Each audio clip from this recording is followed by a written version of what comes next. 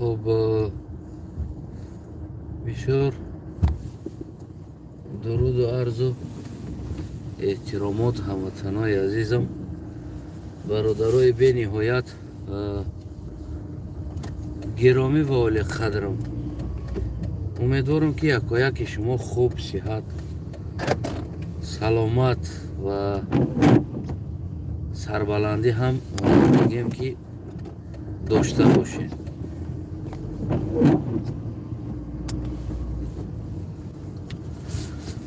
انا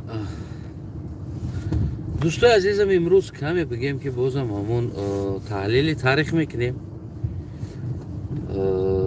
در اینجا بدبینی ها و یا چرا این بدبینی ها هست با مردم ما یا دیگر انسان ها در بین خودشان چرا این بدبینی ها هست، در همین مسئله بگیم که کوشش میکنیم صحبت کنیم تا اونه که و تمام همون دانش و فهمیش خود حرکت میکنیم که برای شما فهمونده بتم. اگر که شما فهمیده نتونین پس این مشکلی شما میشه و مشکلی من نه.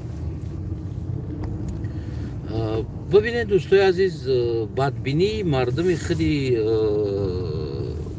فارس زبان ها یا تاجیک ها بگیم و ترک زبان ها میشول با ازبک، قلق، قطغن، لقای دیگر انسان ها اینقدر بگیم نفرت و بدبینی داره.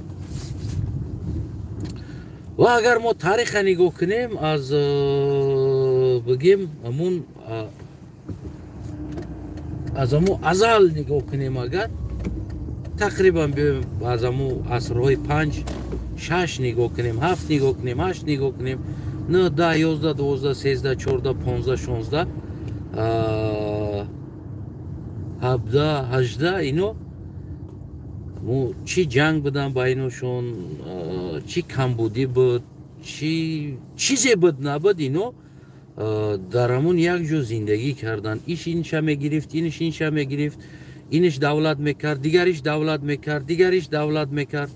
خلاص بگیم که همین مسئله بگیم که اگر نمی از 5 عصر یا که بیاید عصر سامانی هم بگیریم، اگر از همون 9 عصر تو بگیم 17 عصر، بگیم 17 18 عصر قریب این مردم این کم غم نیست. بگیم که قریب 9 10 عصر تقریبا پیش از او اگر بگیریم از سعودی ها و دیگر بگیم که چندین عصر ها در زیاده از همون بگیم که 10 عصر، یعنی مردم یک جا زندگی کرده گیا، نو بسته از جنگ هاشون، نو بسته از کمبودی هاشون، نو بسته یک دیگر گریبان کشی هاشون، زندگیشون بگیم که معمولی عادی حیات داشتن. میبخشین اکر در اینجا بابای پولیس های برای همون سویتل کشم درونه دوستار بگم گریان میکنم. نه نو بسته از تمامی همی کمبودی ها بگیم که مردم فارس داشتن قطعی ترک در یک جا زندگی میکردن. اینا یگان چیز نداشتن و بعد از اومدن روس همین بدبینی ها زیاد شد در بین بگیم که بین مردم فارس و ترک همین بدبینی ها زیاد شد. یعنی که باید ما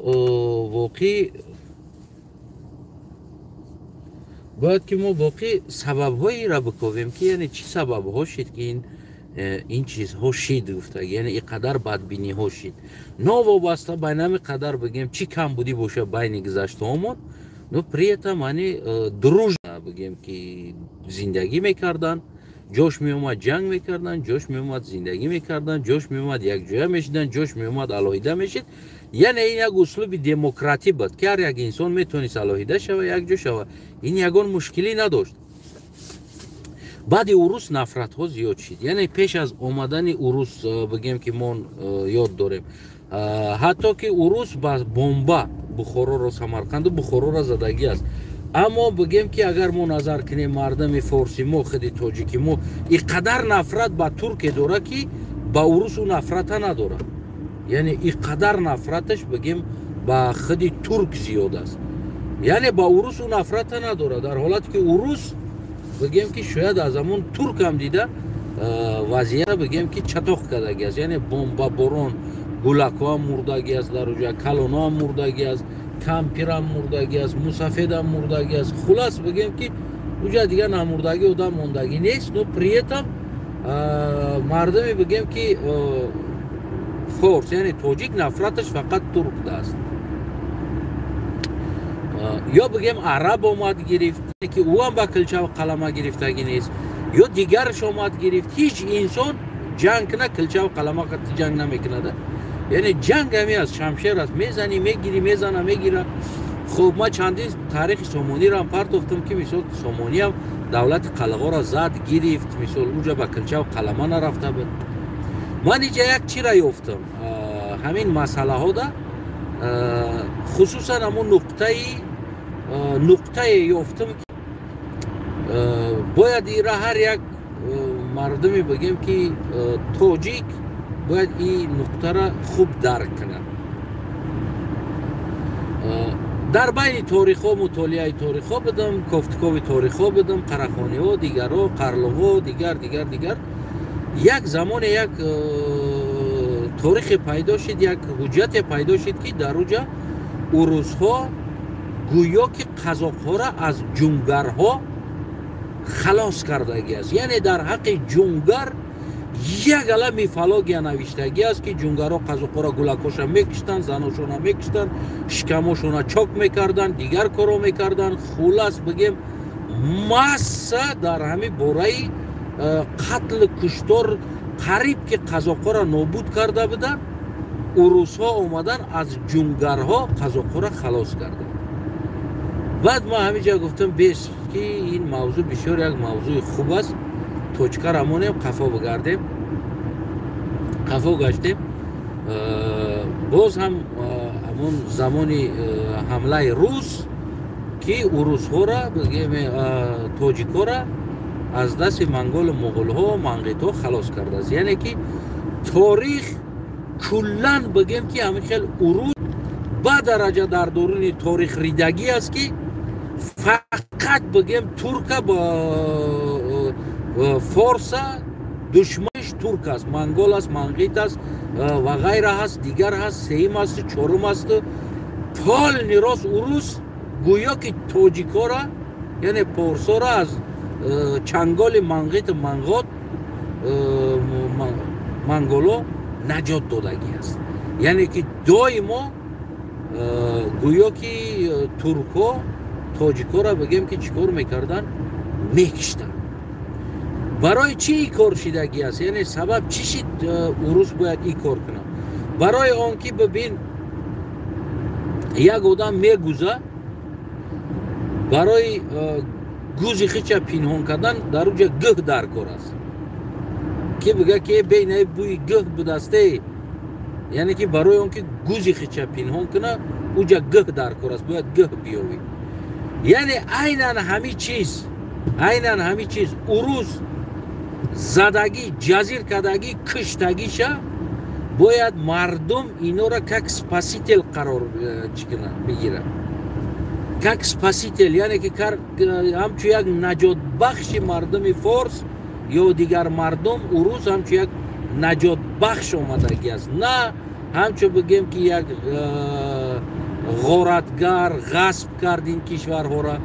برای همین پیش از این کار، پیش از جنگ اوروس، حتی که وقتی بگیم که همون شاهیگری اوروس ها اینا در این مسئله ها خیلی حجت های بگیم اشتباه نوشتگی هستند. یعنی تهمت ها اینا پدگتاولینی اما چخیل بگیم پلان A پلان B پلان D میگن مثل همین پلان A پلان B پلان D خودی شاهیگری روس این حجت را این چیزها را بگیم که بین همین قبیله ها بگیم که خودی اگر نگاه کنی دولت قراخانی ها اینا یعنی که از فرزندهای خودی قلقو هست باز در جای میگه که دولت قراخانی را قلقو نپدت کردن حمله کردن یعنی که اینا چندین ورسیا خیلی حجت های روس اگر تماشا کنی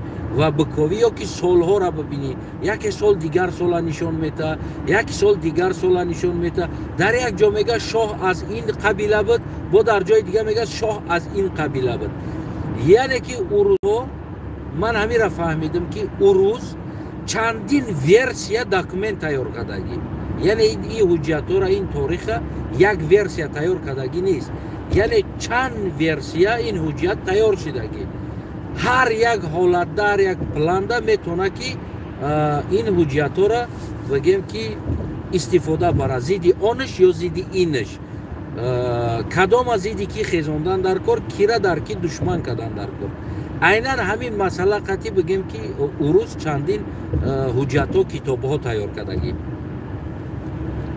در وقت SSSR ما شما هم میدونیم یعنی این حجت ها این کتاب ها در ما دسترس نبود یعنی که ما نمیتونستیم از این کتاب ها در SSSR ما بخونیم بگیم که منقید دشمنی ما بود دیگر دشمنی ما بود یا که خودی فیلم واسه یعنی که گویا که واسه نجات بخش تاجیکا زیدی منقیدو بگیم که حمله میکنه میخیزه برای چی بود برای نشان دادن طرفی که گویا که امارات بخارا منقیدو تاجیکا را ضبط کرده گرفتگی هستن این بگیم که غلام کردگی هستند و واسه میخواه بگیم از این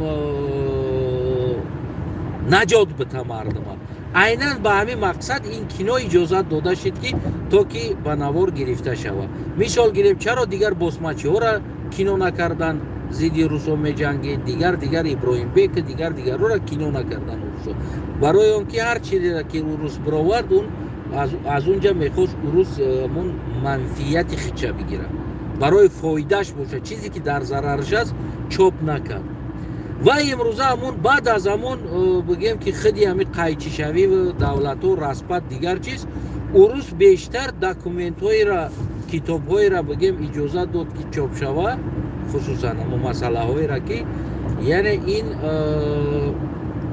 دشمنی بینی بگیم که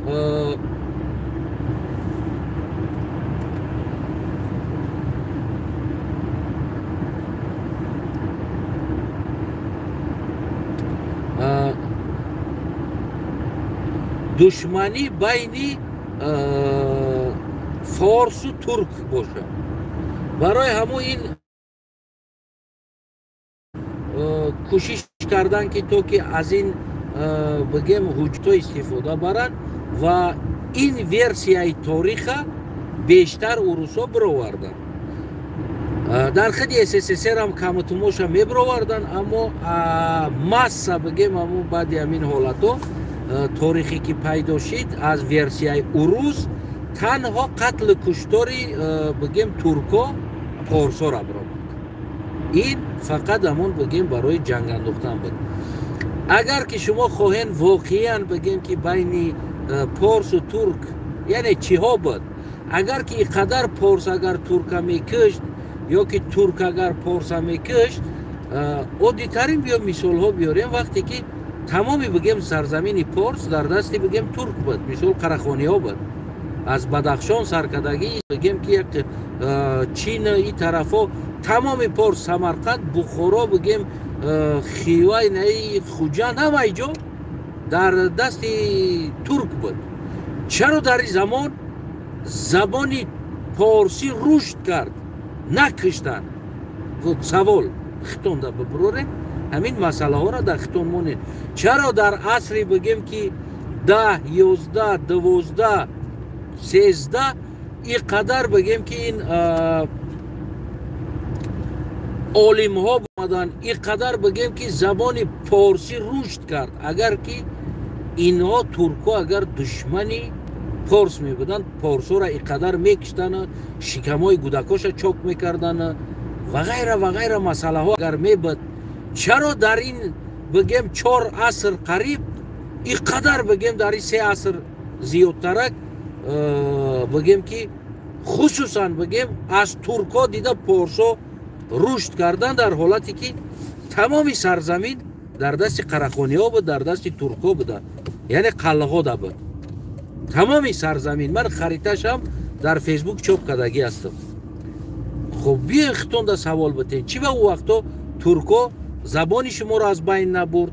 چی به او وقت ترکا بگیم که اجازت دادن که سینا پیدا شوه، رودکی پیدا شوه، اجازت دادن که بگیم خوارزمی پیدا شوه، اجازت دادن دیگر انسان ها بگیم که پیدا شوند که امروز ما دعوا میکنیم که عالمای فارس کتاب هاش یا نمیدونم از کارکرد اونها امروز جهان داره استفاده میبره، فایده میبینه. همین عالما در زمان قراخانی ها برآمدن. یه بار تاریخ شما از دیگر نظر، از دیگر استوشنیکا بریم بخونین که بگیم همون زمان تولدی بگیم ابوعلی ابن سینا، خوارزمی، یعنی این دولت ها تصرف کی ده بود؟ کی اپراولیت میکردی دولت ها را؟ ترکا اپراولیت میکردن. یعنی نه اونقدر بگیم که پارس دولت داشت. پارس همگی 90 سال دولت کردگی است، از او زیاد دولت کردگی نیست. همین هم بگیم که 20 سالش جنگ با قراخانی ها و قلغا و قراخانی ها، یعنی بگیم که 5 سال یا 7 سال با کگانت قلغا جنگ کردگی هستن. بعد از او بگیم که سمین دینست قراخانی ها میاد 15 سال دیگه با قراخانی ها جنگ میکنن این طرفا. خب خودت سوال بده که چرا در این دور اگر که اینا دشمنی شما میبودن، دشمنی لفظی شما میبودن، اینا دشمن میبودن که میخواستن که تاجیکا را نابود کنه، پارسا را نابود کنه، چرا نابود نکردن؟ اینقدر شانس در دستشون بود.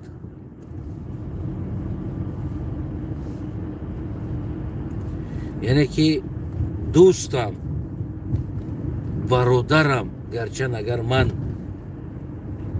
قلقم باشم، تو تاجیکم باشی، این تاریخی که تو میخونی، این عروس برای اغوا انداختنی بین ملت های آسیای میانه ساختگی است. این تاریخ ها اکثر فقط برای قتل، کشتار، نمیدونم دیگر اینا همش ساخته تاریخ ها هستن. یا تو و دیگری بیدار میشه از این تاریخ فلسفی عروس نوشته و عروس کرده، بیدار میشه به خود میای، یعنی که نباشه تا ابد داری با یک دیگری کینه و نفرت خط زندگی میکنی. خاطر دروغ عروس در بیناتون کینه و عدالت، نفرت قطعی یک دیگر قطعی زندگی میکنین. تاریخ را از دیگر استوشنیکا بدروین بخونین، از عرب،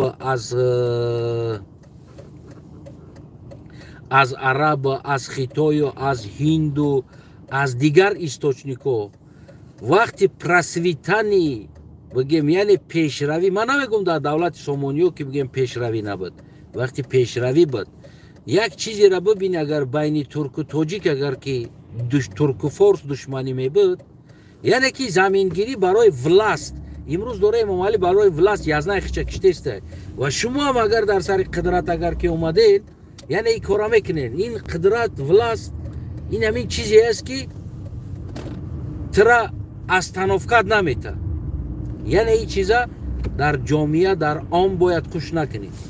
ببینین وقتی که سامانی دولت قلغا را گرفت، ترز را گرفت، بالاساغون را گرفت، سویاب را گرفت، ستالیچش را گرفت، بگیم افیتسل دولت مجبور شدن از دولت قلغا پریمینوات کنن در قراخانی و بگیم که سنو و سر کنن دولت داری را. мисоли оддӣ чаро Сомонӣ ҳамаира қир накард, накашт? Яъне дар вақти ҷанг буд, кадоме мурд намурд гирифт, чӣ ба ҳамаира қир накард, чӣ ба накашт, агар ки ино душман мебуданд.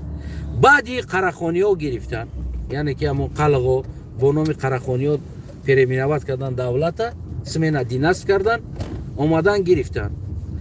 аз рӯзе ки охирон рӯзе ки распад мешавад давлати Сомониҳо 999 сол, яъне 9 асра охираш начала 10 века мега, хоб распад мешавад то 13 асра, қариб 12 асра мобайнаш, яъне ки 10 11 12 300 сол тамоми ин сарзамин дар дасти қаллақ мешавад.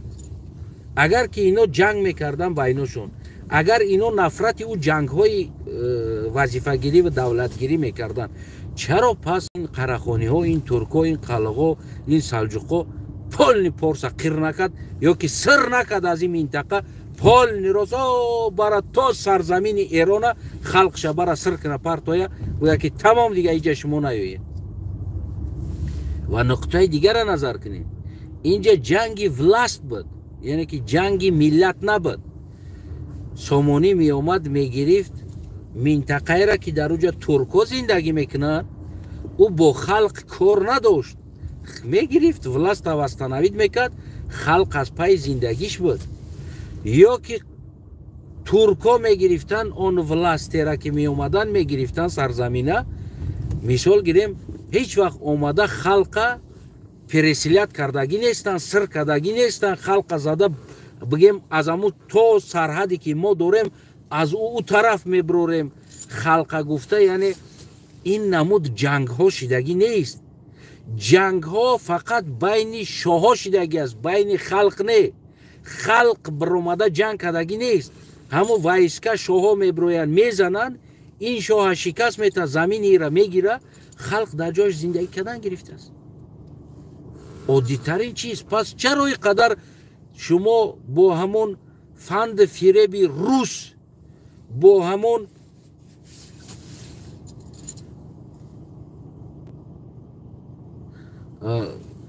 дуруд, бисёр дуруду арзу эҳтиромот ба кулли инсонҳое ки бигем салом доданд. хоб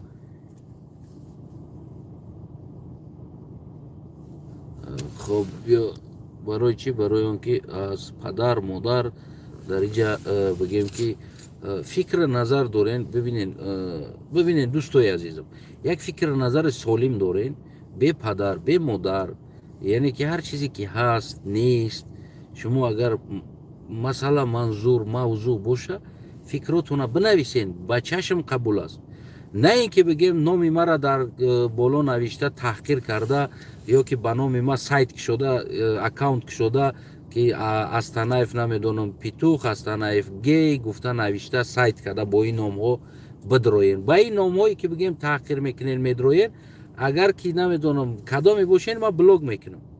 ё ин ки дар навишта то намедонам оча, падар, дигар инсонҳоро куш мекунен, ин аввал ки аз тарафи заифи шуморо нишон мета. ман ку таърих гуфта истодам, ман таърихи худ шумо ва дигароро гуфта истодам ва камбудиҳои таъриха гуфта истодам. агар ки шумо далел, факт, аснод, як манба дорен, метавонен ки бинависед. ҷое ма иштибоҳ кардам, аз манбаъ пайдо карда шумо фикротона ё хонда бошен пештар, ин чизҳоро аз дигар манбаъҳо шумо бинависен, қабул аст. аммо вақти падар модар дар инҷа, ин яке бигем ки бисёр харигарии шуморо нишон мета ки ин дараҷа хар ҳастен ки, яъне намедонам шуморо ки тарбия кардааст, дар оғил калон шидагӣ ҳастен ё намедонам дар катаки мирғ калон шидагӣ ҳастен, ин қадар мирғ мешен мерена, дар инҷа меен падар модар ва ғайраҳоро куш мекунед. фикр солим дорӣ, бинавис бародарам, ҳамватанам, ягон мушкилӣ надорад. ин чӣ заифиит аст ки бигем ки мисли як кампир лаънат карда менависӣ, намедонам падар модар гуфта менависӣ, ин чӣ заифиит аст? ин чӣ заифиит аст? хоб метавонӣ бинавишӣ ҳарчӣ, аммо бетаҳқир бечӣ боша, бигем бедашном, бепадар модар куш кардан боша. ман ин чиза приветствовать намекунам. бародарои азизам, дӯстои азизам, мая ростӣ мара шумо нағз намешносед, воқеӣ бигем ки аз наздик намешносед. ма за падар модар بگیم که هیچ وقت نمیبخشم. یگان انسان نمیبخشم. این چیز راست این نفسیگده در یادتون بگیرین.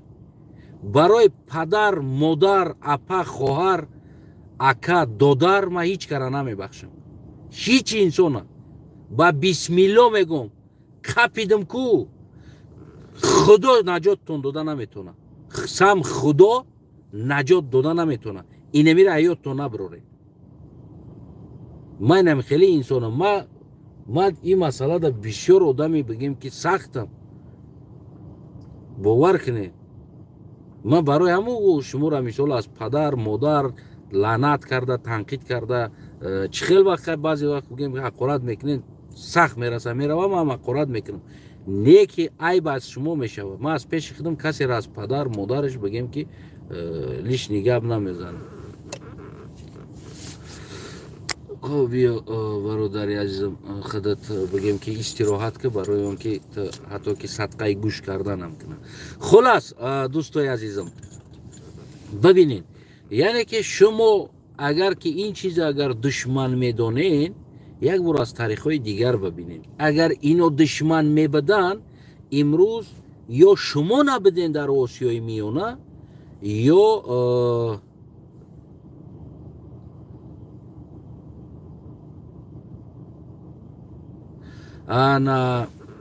یا شما نبدین در آسیای میانه یا ترکا نبدن آسیای میانه.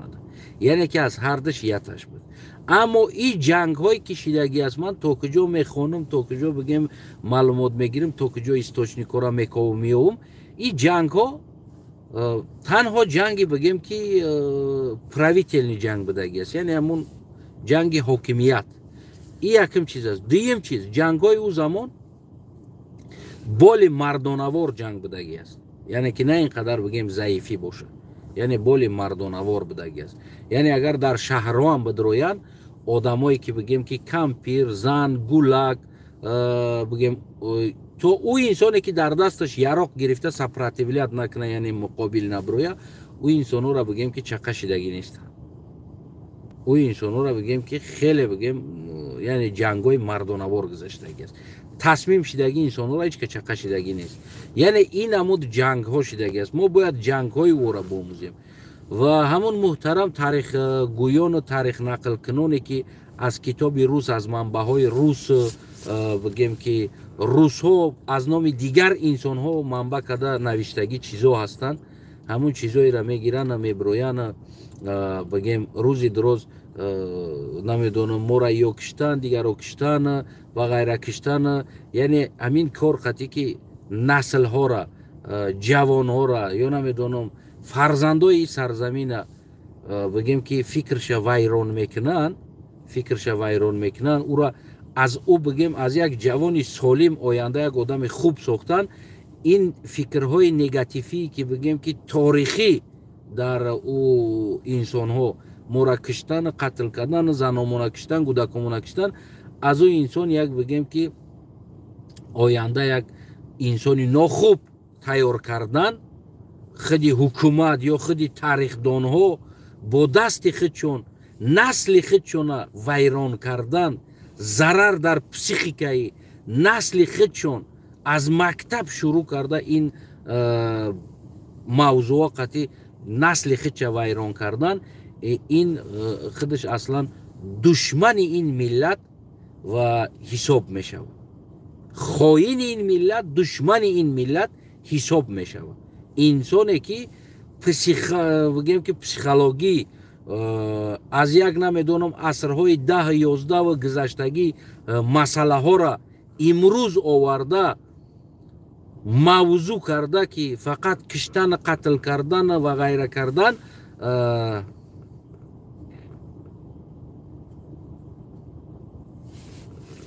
سلامت باشین. کدامیتون که برادرای عزیزم کدامیتون که معقول نیست من خواهش میکنم ببرویم برین و گوش هم نکنین. کدامیتون دا معقول نیست.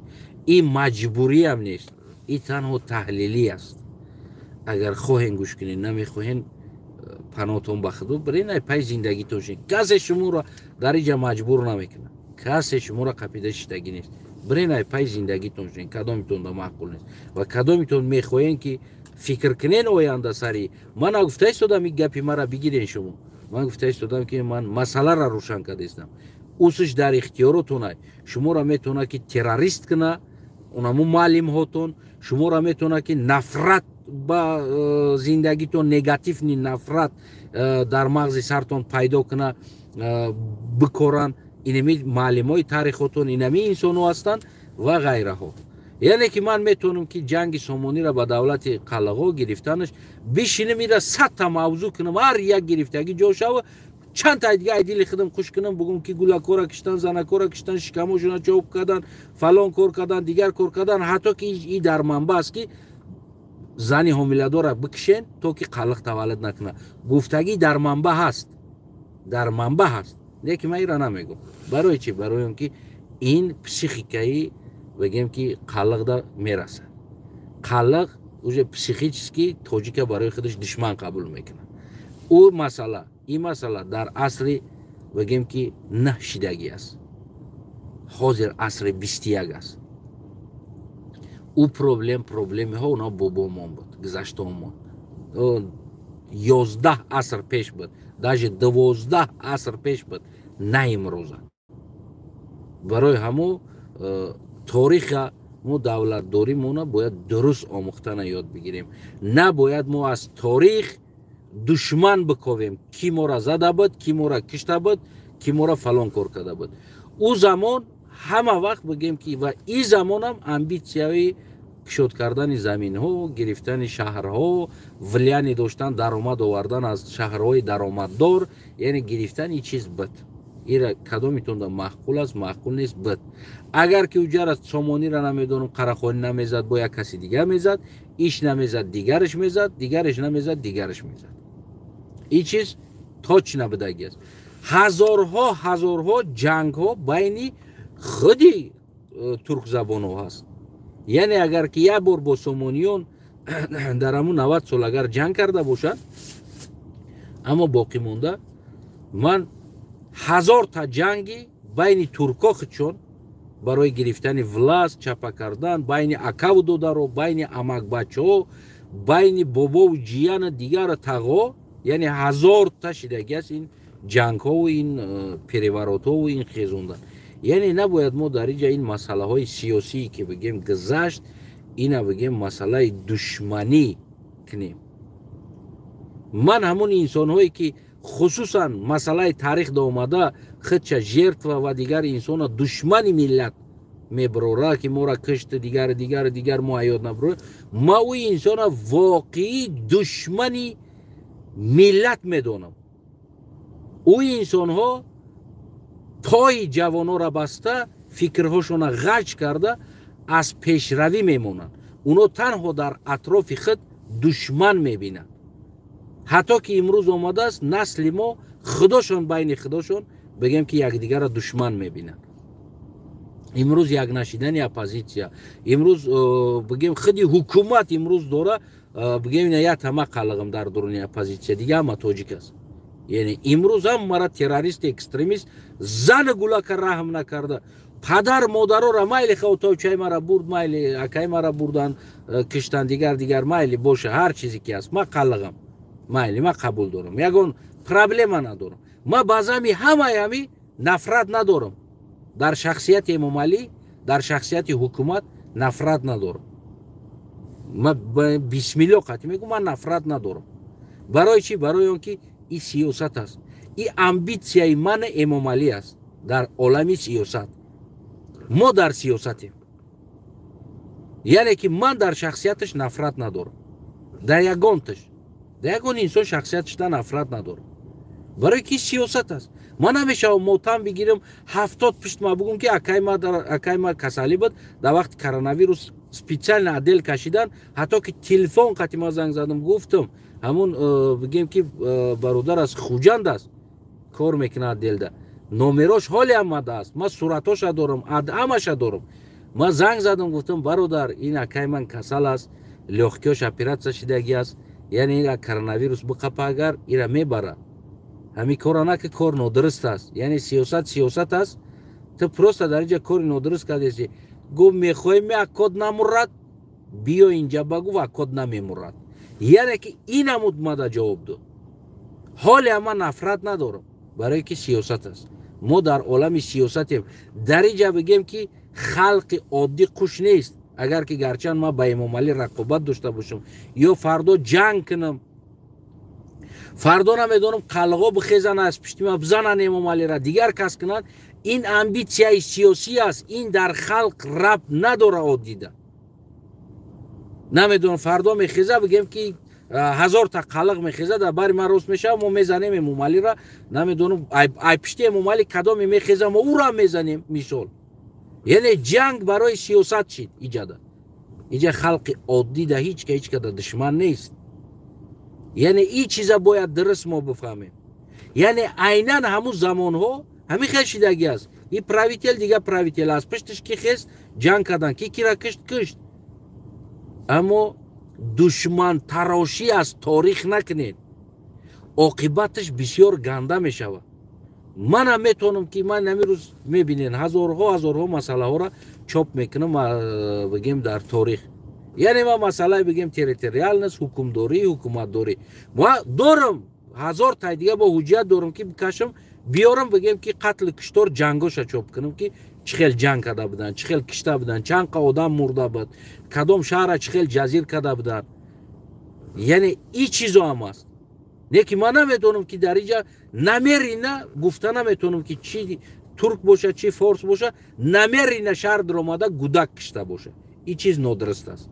اگر ما بگم که نمیرینه ترک در آمده یا که نمیدونم فارس در آمده گودک ها را کشت یا غیر ها را کشت، این چیز نادرست است. یا که ما بگم که ترک نمیرینه در آمده زن گولکی بگیم فارس کشت، این نادرست میبروید. این تهمت است در تاریخ، چی در ترک باشه چی در فارس باشه تهمت است. پال نیروز از یا این مسئله تهمت در حق بگیم که تاریخ میشه.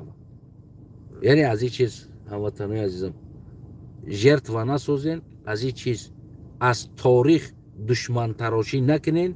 این تاریخ است. این باید آینده بینی ما و آن چیزی که اونا اگر که بینشون کم بودی رفت، این چیزا ما باید سر ندیم. امروزه بگیم او جوان ازبکستان ببین، اونم ازبک است. اونا میگه که بابای ما قطعی بابای تاجیکا جنگ کرده بود. بیرق تاجیکستان گرفته، قطعی ازبکستان، قرغیزستان، قزاقستان انتارکتیدا رفته است. در انتارکتیدا بیرقای بگیم کشورها را زده ایستاده است. اونا میگه بابای ما جنگ کرده بود. اومدن سامانی و دولتی ما را گرفتن. این توشکن در زیر تصرف سامانی بود. ما نمیدونم 90 سال در سامانی بالای سر ما دولت داری کرد. این گپ نمیگه. یعنی او تاریخ است. امروز اینو دارن میبرن بیرق در انتارکتیدا میبرن، بیرق بگیم که تاجیک هم قطیش میگیره میره و بیرق قرغیز هم بیرق قزاق هم میگیره میره و قطیش. یعنی یگان مشکلی نیست در اینجا. امروز ما نمیتونیم برای مرده های گذشته رفتگی ما امروز باید جنگ کنیم یا نفرت کنیم با یک دیگر. اونا مردن. برای ما نباید برای مرده زندگی کنیم، ما باید برای خودمون زندگی کنیم. ما باید او را مرده را خطاگیش بگیم این اینجا خطا بود، значит دولت داریده، این اینجا اشتباه کردن، اینجا جنگ کردن، میشید نه کارا میکردن و امروز ما او جنگ کردگی را امروز باید ما نکنیم. امروز باید ما نکنیم میکاره. اگر که امروز ما کردیم همون کاره، پس ما از اونو چی فرق داریم؟ چی فرق داریم؟ این سوال در خطور میتونه که جواب شبته. باقی پدرود تو بدرودهای دیگر بسیار بگیم که خوشحال هستم انسانایی که کامنت سالم می نویسن، فکر و نظر سالم ختم باشه، فکت اسناد دلیل تاریخی باشه میتونین بنویسین و وظیفه ما همون برادر تاریخ گود است. ما هر وقت تیار هستم که همراه او صحبت کنم.